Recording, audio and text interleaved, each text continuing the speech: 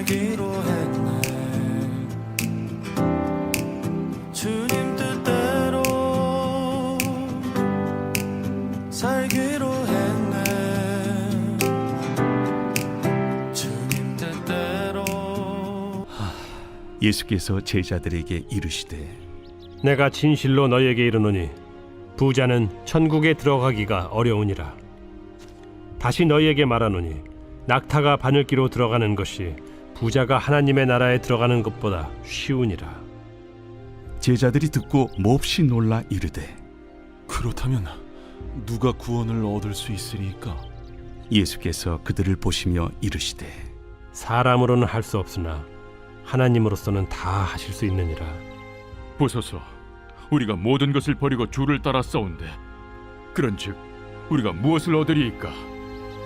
내가 진실로 너희에게 이르노니 세상이 새롭게 되어 인자가 자기 영광의 보좌에 앉을 때 나를 따르는 너희도 12 보좌에 앉아 이스라엘 12지파를 심판하리라.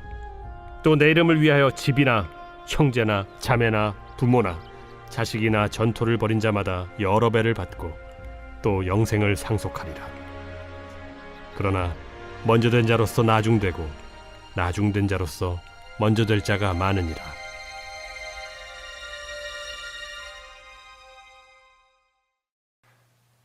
오스카 와일드의 동화 젊은 왕에는 16살에 왕위에 오르게 된 한 소년이 등장합니다.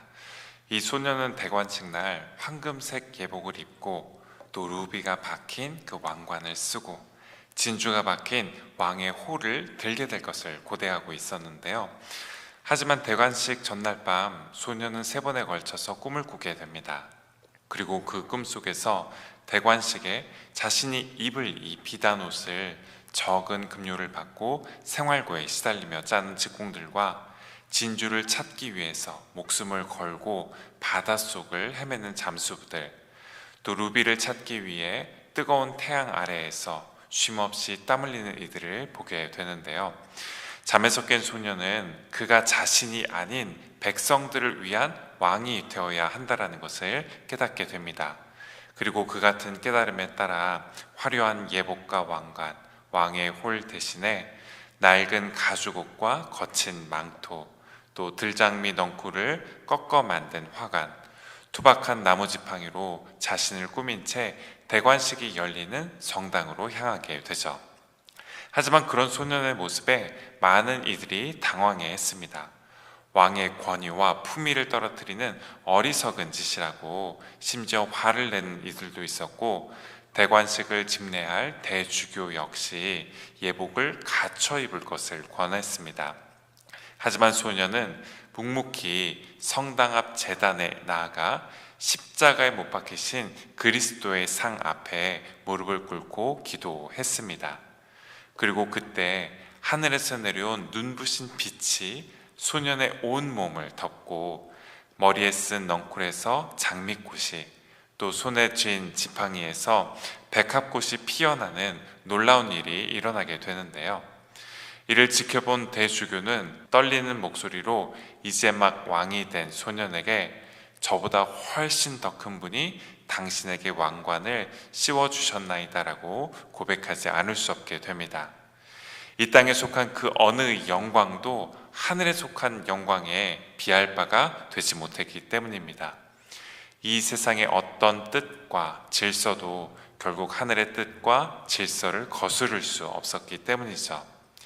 그런데 오늘 우리가 읽은 본문에 나오는 부자 청년은 안타깝게도 이 동화 속 젊은 왕과는 정반대의 선택을 하게 됩니다. 이 청년은 어려서부터 살인하지 말라, 간음하지 말라, 도둑질하지 말라, 내 부모를 공경하라라는 등의 모든 계명을 모범적으로 지켜왔습니다. 주님께 무엇을 하여야 제가 영생을 얻을 수 있겠습니까? 라고 물을 만큼 부자 청년에게는 영적인 삶에 대한 진지한 관심 역시 있었습니다. 하지만 그에게 한 가지 결정적으로 부족한 것이 있었습니다. 바로 자신의 소유로부터의 어떤 내적인 자유였습니다. 그래서 이 청년은 내가 온전하고자 할진대 가서 내 소유를 팔아 가난한 자들에게 주라. 그리하면 하늘의 보화가 내게 있으리라. 그리고 와서 나를 따르라 하시는 주님의 초청에 응답하지 못했습니다. 오히려 그 말씀을 듣고 크게 근심하여 주님을 떠나게 되었죠. 그 모습을 보고 주님께서는 오늘 본문 23절부터 24절에서 제자들에게 이렇게 말씀하셨는데요. 예수께서 제자들에게 이르시되 내가 진실로 너에게 이르노니 부자는 천국에 들어가기가 어려우니라. 다시 너희에게 말하노니 낙타가 바늘귀로 들어가는 것이 부자가 하나님의 나라에 들어가는 것보다 쉬우니라 하시니. 아멘. 부자 청년은 하늘의 보화를 원했습니다. 하지만 그가 손에 쥐고 있는 이 땅의 보화를 내려놓을 만큼은 아니었습니다. 그는 주님의 제자가 되고 싶어 했지만 자기 소유를 포기하면서까지 그러고 싶어 하진 않았습니다. 부자인 그가 주님의 제자가 되는 건 낙타가 바늘귀에 들어가는 것만큼 어려운 일이었죠. 그렇다면 우리는 어떨까요? 우리는 부자 청년과 다를까요? 별로 그렇지 않게 느껴질 때도 많이 있습니다. 가진 게 없으면 없어서 포기를 못하고, 또 가진 게 많으면 가진 게 많아서 포기를 못하는 게 솔직한 우리의 모습일 때가 많습니다. 제자들 역시 마찬가지였습니다. 제자들 역시 부자 청년을 향해 주님께서 하시는 말씀을 듣고 그렇다면 누가 구원을 얻을 수 있겠나이까? 라고 묻지 않을 수 없었습니다. 그런데 그 질문에 주님께서는 오늘 본문 26절에서 이렇게 대답하셨는데요. 예수께서 그들을 보시며 이르시되 사람으로는 할 수 없으나 하나님으로서는 다 하실 수 있느니라. 아멘. 소유를 포기하는 것은 사람으로서는 할 수 없는 일입니다. 그것이 낙타가 바늘귀에 들어가는 것처럼 어려운 일이기 때문입니다. 매달 돌아오는 집세와 은행 이자, 공과금과 생활비, 학비와 병원비로 늘 전전긍긍하는 것이 솔직한 우리의 모습이기 때문이죠. 하지만 그렇다고 해서 그것이 우리가 할 수 있는 일의 전부는 아닙니다. 하나님께서 여전히 우리 안에서 일하시고 역사하고 계시기 때문이죠. 하나님께서 우리가 할 수 없는 그것을 우리가 할 수 있도록 우리에게 능력을 주시기 때문입니다. 사도 바울이 그 한 가지 대표적인 예를 보여주고 있는데요. 빌립보서 4장 12절부터 13절까지의 말씀을 제가 봉독해 드리겠습니다. 나는 비천에 처할 줄도 알고 풍부에 처할 줄도 알아. 모든 일, 곧 배부름과 배고픔과 풍부와 궁핍에도 처할 줄 아는 일체의 비결을 배웠노라. 내게 능력 주시는 자 안에서 내가 모든 것을 할 수 있느니라. 내게 능력 주시는 자 안에서 내가 모든 것을 할 수 있느니라고 고백할 때 바울이 말하는 능력은 돈을 버는 능력이나 혹은 소유를 지키거나 늘리는 능력과는 아무런 상관이 없습니다. 많은 연봉을 받거나 혹은 사업이나 부동산, 주식 투자로 큰 이익을 남겨서 은퇴 이후에 풍족한 노후 생활을 하는 능력과도 아무런 관계가 없죠. 이와 달리 바울이 말하는 능력은 소유로부터 자유로워질 수 있는 능력입니다. 어떤 형편에 처하든지 자족할 수 있는 능력이죠. 풍부에 처할 때뿐만 아니라 배고픔과 궁핍함에 처하게 될 때 자책하거나 비관하지 않고 그 가운데 잘 머무를 수 있는 능력을 말합니다. 배고픔에 처해본 이들만이 얻게 되는 하나님의 능력과 위로가 있고, 또 궁핍함에 처해본 이들만이 얻게 되는 하나님의 능력과 소망이 있기 때문입니다. 부자 청년과 사도 바울, 이 둘 중에서 여러분의 모습은 누구의 모습을 더 많이 닮아 있으십니까?